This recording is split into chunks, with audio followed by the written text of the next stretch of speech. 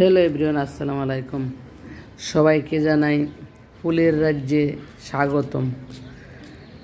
যাই হোক, গিয়েছিলাম হচ্ছে ফুলের রাজ্যে। ফুলের রাজ্য হলো এটা জাতীয় কবি কাজী নজরুল ইসলামের বিশ্ববিদ্যালয়, মানে জাতীয় কবির নামে যে বিশ্ববিদ্যালয় হয়েছে ত্রিশাল পৌরসভাতে এটা অবস্থিত। ওখানে গিয়েছিলাম বেড়াতে, আমরা সাথে ছিলাম অনেকজন। তো সবাই মিলে ঘুরতে গেলাম। যাওয়ার পরে ওখানে যে দৃশ্য দেখে একদম সবাই মনোমুগ্ধকর, এতটা সুন্দর আমরা ভাবি নাই। তো এটা একদম গ্রাম সাইডে পড়লেও কিন্তু খুব সুন্দর জায়গাটা, অনেক সুন্দর, দেখার মতো অনেক কিছু আছে ওখানে জাতীয় কবি কাজী নজরুল ইসলামের জাদুঘর আছে। তারপরে ওই যে বিশ্ববিদ্যালয়, ওই বিশ্ববিদ্যালয়ের প্রাঙ্গণে দেখার মতো অনেক কিছু আছে। যদি আপনাদের সুযোগ হয় ঘুরে আসতে পারেন।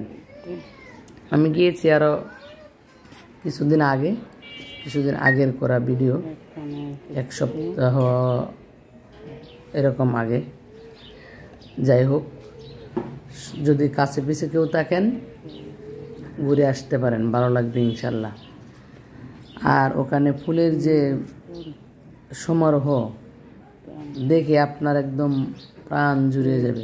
দেখেন গাঁদা ফুল, এরপরে হচ্ছে সূর্যমুখী ফুল, বেলি ফুল ছিল দেখছি এখানে একটা গাছ, ওখানে বেলি ফুল না কি এটা আমি চিনতে পারি না। ওটা সাদা সাদা ছোট ফুল, অনেক ওপরে ছিল, ওইটা আমি ওঠাইতে পারি নাই।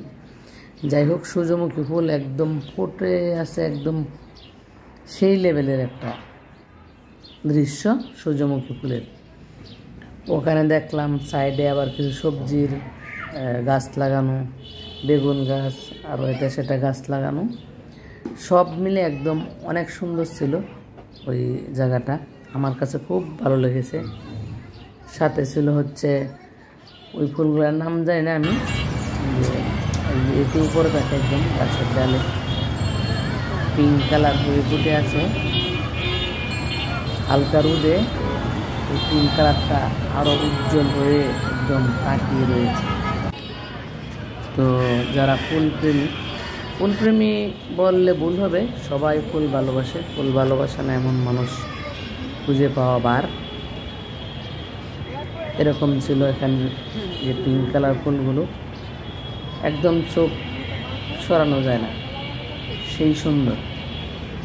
তো যারা সুযোগ হবে যাবেন, ভালো লাগবে ইনশাল্লাহ।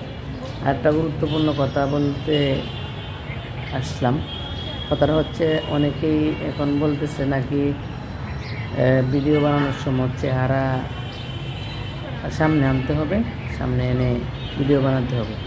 তো সিনিয়র ভাই বোনদের দৃষ্টি আকর্ষণ করছি, যারা এই ব্যাপারে অভিজ্ঞ, যারা এই ব্যাপারে অনেক অভিজ্ঞ আছেন, তারা আমাদেরকে সাজেস্ট করবেন।